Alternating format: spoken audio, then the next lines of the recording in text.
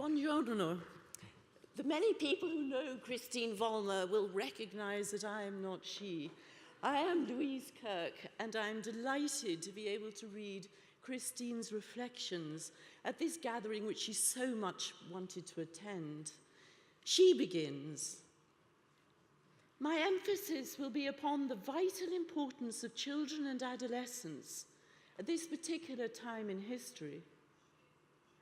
Our attention must be on them, not only because the future is theirs, but also because they are the ones who must form the future. A wit once said, "The future belongs to those who show up for it," which is indeed very true. And so those who have spoken here concerning the deplorable demographics of Italy and of Europe must be heard and heeded. We do need children if Italy and Europe are to have a future as such. But beyond that basic consideration, there is a much more striking reality. The demographics of the next few decades guarantee that because the children and adolescents of today will be a much smaller workforce and under severe constraints, they will need extraordinary strength and dedication to their own families and to their country. Life will be extremely difficult, and they will need the stamina and the grit to survive and to have families at all. And so, it is my conviction as we look ahead that it is our duty to prepare them well for the huge challenges that they will inevitably face. The most recent decades have seen an ever-diminishing level of faith, of family, and of adherence to the universal values that made human community living possible and ever developing. Since World War II, and particularly the 1960s, standards of behavior and what is expected of young people have continually gone down. We cannot blame the children, nor really the parents. There's been a cultural decline, apparent in all spheres: education and instruction, manners, discipline, and even music and art in general. Whatever the causes, whether the world wars or new ideologies, the fact is that young people are more and more adrift and feeling there is less and less to live for. Immediate material well-being is the only goal. Marriages are down, and the challenge of having children seems difficult and even impossible to many young people today. But all of this that they are seeing and feeling is a mirage. In fact, there is just as much to live for as ever.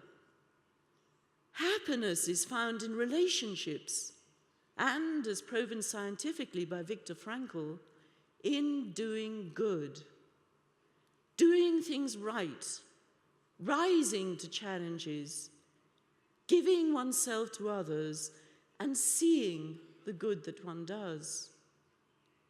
These two things, right relationships and a sense of purpose, have always been what make life worth living for. And together, they have seen our ancestors through many terrible times in history. They gave them the courage to start new families and to rebuild their countries. What our children and adolescents require is to once again be introduced to the values and virtues that their forebears were raised upon: perseverance, loyalty, generosity, authority, both wielding it and obeying it, and above all, integrity, and how to live all of these in a counterculture. In our beautiful Venezuela, All of this has been illustrated for the world to see and understand.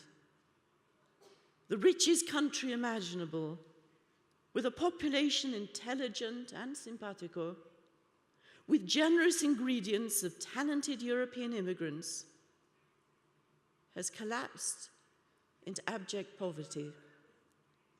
Why?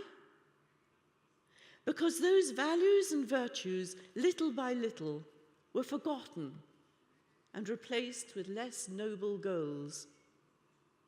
Corruption in government was tolerated as long as the economy grew. The economy grew tremendously, and many enormous fortunes were made.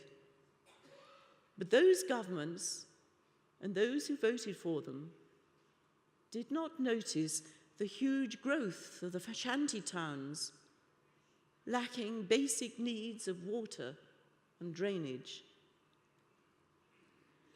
Those governments wished to control politically the education of the population, and those who voted for them did not insist that the standard be of the highest. After 40 years of so-called democracy, which was in fact partycracy, and then became kleptocracy, we found we had a population so ignorant of how a country should be run that they elected a very disturbed but charismatic communist who promised all that anyone could dream of. Marxist populism took 20 more years to destroy the country and finally reduce the population to begging for change.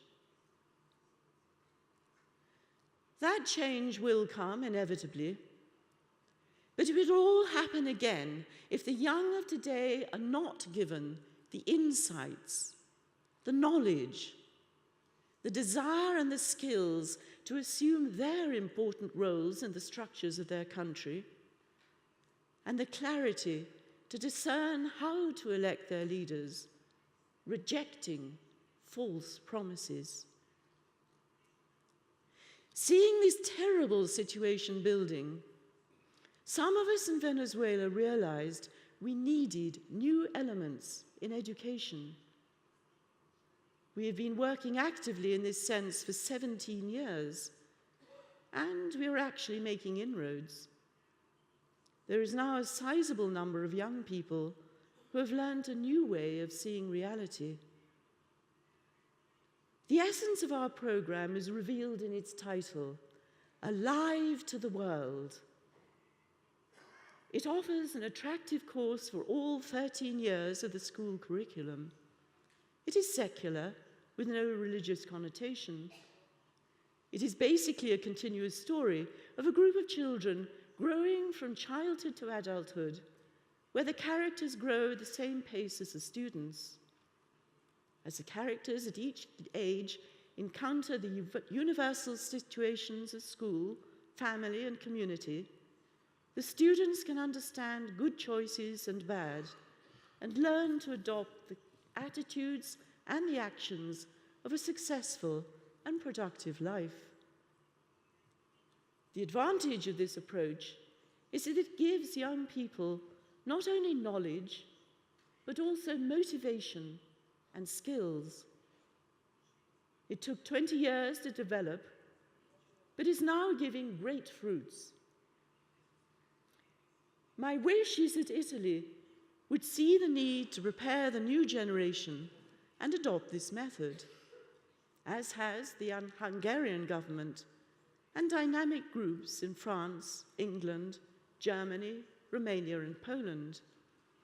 You can see all about it on our website, alivetotheworld.org. Thank you for your attention, and please pray that the young of Venezuela will be able to rebuild their country. May they lead the way with a solid conviction that life, family, and country can be restored, building on universal values. Thank you.